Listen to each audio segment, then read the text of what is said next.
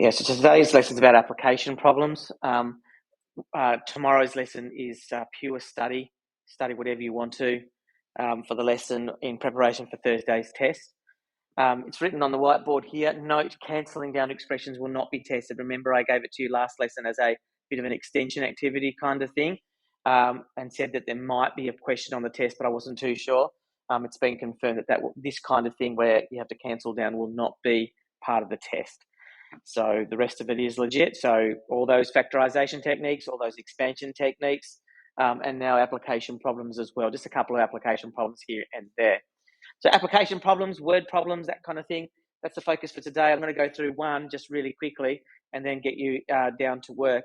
Remember that your homework was to complete the in-class assignment 2 by today. I will do a quick check around to make sure that to keep you honest, but I'm not collecting it. I'm not marking it. I will put the solutions up on Google Classroom so that you can self-check and then ask me for any assistance, if there are things that you're not too sure about. I have this rather big, but it's mostly solutions, rather big set of application problems for you to go through today. That will be the focus of today. So let's have a look at it. I'll try and be as quick as I can, guys. Application problems.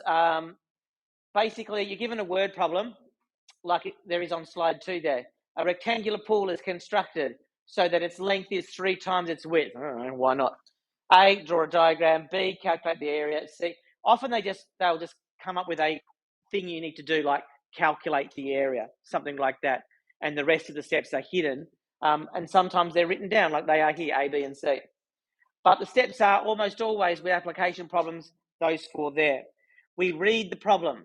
And that's a literacy question. Do you understand all the words? Do you understand what they mean? How do they link together? You might need to read a more complicated problem 2 or 3 times until you get an understanding of what's going on. You might need to return to reading it over a couple of times after you've started solving it. Don't underestimate that step. If you don't read it properly and you end up solving a different problem, then you're not going to get any marks for that. It's not a great thing. Literacy is really important in mathematics. Second thing is draw, depending on the problem, but with these sorts of problems I'm giving you now, often it's useful to draw a diagram so that you can then go and visualize what the problem's asking of you, so you can pull information out of the document, out of the question, and label parts of your diagram. It's a really useful tool. Doesn't matter whether you're visually oriented or not. Drawing a diagram is almost always useful. Number 3, model. Doesn't mean to go down a catwalk. Model means to take your diagram or take the situation and express it as in mathematical terms. That's what modeling means. And 4, solve. Make sure you understand what's being asked of you. Calculate the area, calculate the maximum area, calculate the perimeter, whatever it happens to be, and make sure you answer that. You don't just get left with a number, but you literally answer the question. If you've got time, write it as a sentence. Therefore, the area is. If you don't have time, at least have A equals 26.4 meters squared, something like that. So let me take you through this problem. It's a pretty straightforward one. Feel free to write as you go along. Doing is almost always better than just passively soaking it in. You don't have to. Your grade 9s, if you choose not to, you choose not to. But I will give those who want to a quick moment to get their books ready to go.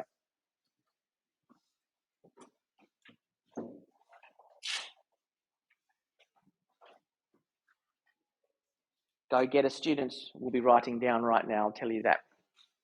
Here is the problem. A rectangular pool is constructed so that its length is 3 times its width. Pretty simple problem. Key words there. I just want to race through it so that you can have more practice time. Rectangular. Great.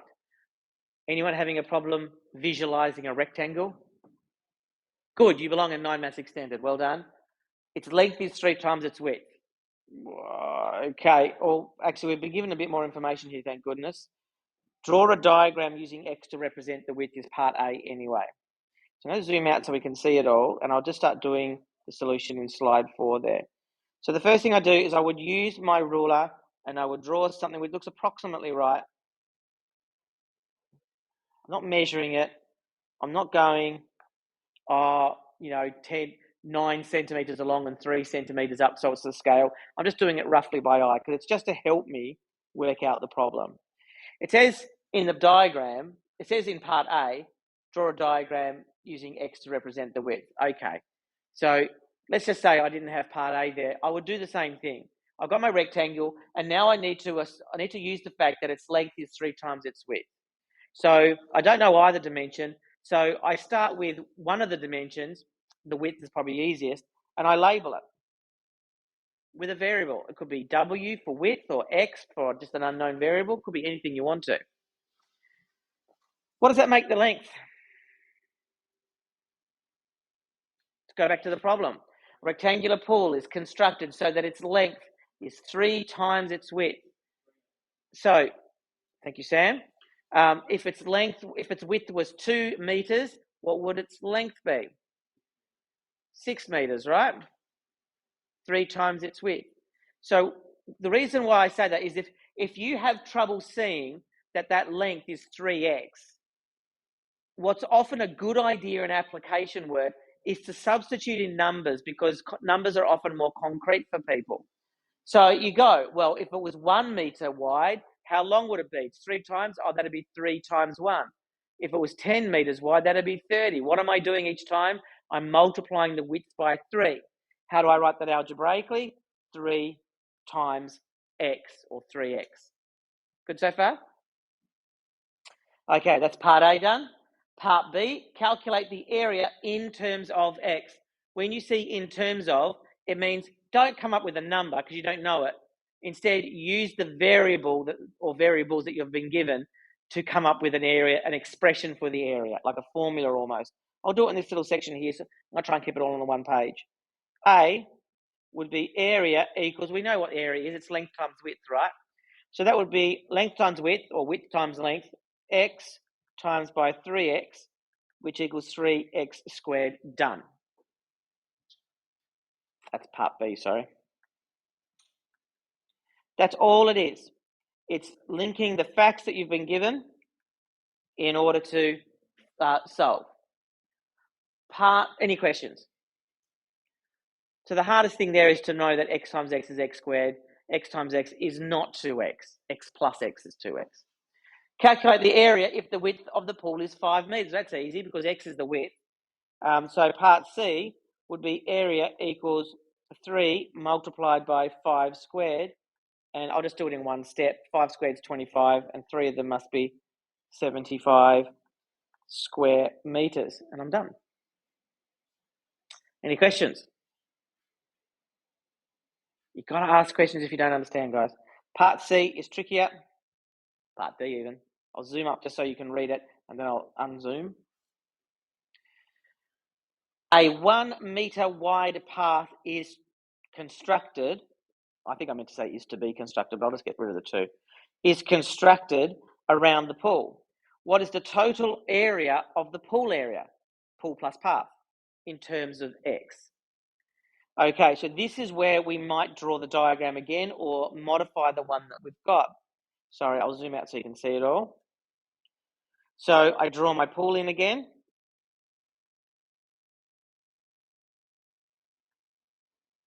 And then I draw in my 1 meter path.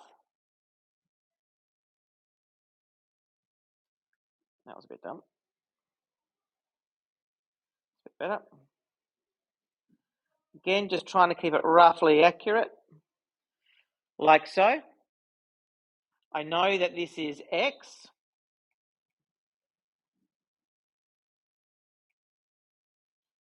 I'm not going to do it on the inside so I can see. And I know that's 3x. And I know that the width is 1 meter. And the width here is 1 meter. Good so far? Okay, so what we do, guys, is we use the diagram and almost work backwards. What is it asking us to do? Work out the total area of the pool area, pool plus path. So I know that I can see from my diagram that I've just got a bigger rectangle now. Yeah? I'm really interested in, I'll just highlight it. I'm interested in all of this. Not just the inside, but all of it. Now, how I solve this, there's a couple of ways I could do it. I could work out each of the different lengths here and add it on to the area I worked out before, 3x squared. Or I could say, well, the new area is just going to be a big rectangle. So how about I work out the new length and the new width? Okay. That's what I'm going to do. You could do it the other way, though. I think it'd be maybe a little bit trickier, but not hugely so. So what is the new length, the new width? Well, if the old width was x, what's this new width going to be if I've got a 1 meter pathway coming out here and a 1 meter pathway coming out here? What's this overall width here? Someone was calling out over here? Okay. Yep. Well done. So that's x plus 2. And what's the new length going to be? Someone else? You already had to go, but thank you. Yes, great. You're a great contributor, Sam. 3x plus 2. Does that make sense, everybody? So this is 3x just along here, plus another 1 will be 3x plus 2. This is x along here, so it's going to be x plus 1 plus 1. It's going to be x plus 2.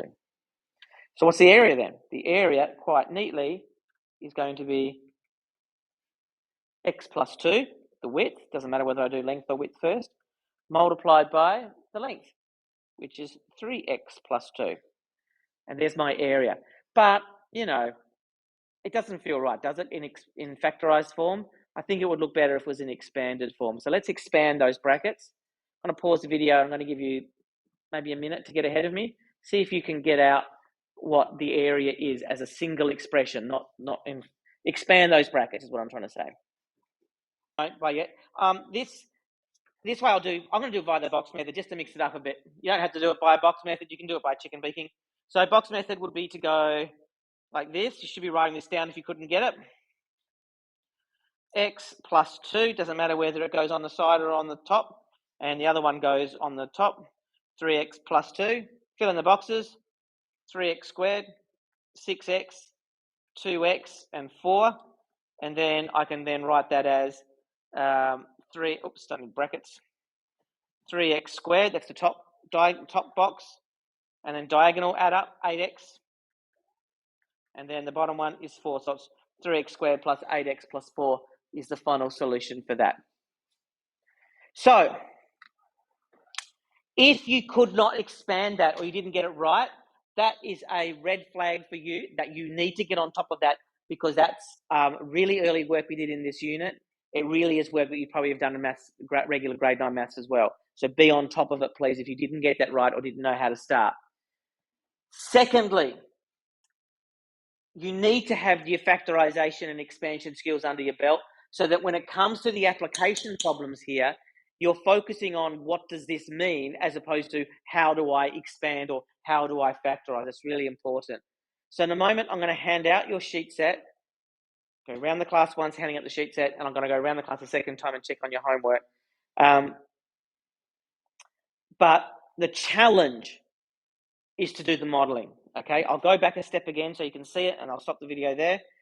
The challenge is being able to understand what the problem is asking, translate it into a diagram and a model, and then use the model to solve problems. That's the challenge. But you need to practice over and over and over again. The sheet set that I'll put up on Google Classroom for those who are watching online, the sheet set that I've copied here for you, it's a little bit faint in places, so ask me if you're not too sure, but use your common sense. What looks like a minus might be an equal sign. Use your common sense, but if you can't figure it out, ask. It's really just a few pages long. I don't expect you to get through it all, but so these first 2 pages are the actual problems, and then the rest of the sheet set is actually just worked out answers for you. And I was looking at them, so not my answers. They seem to be out of order as well. So sorry about that. You might need to sort of dive into the solutions a bit to try and find what you're doing. Try not to look at the solutions though, unless you've had a real crack at the problem first, because working your way backwards is not as useful as, persevering at a problem for a while. I'll stop the video here.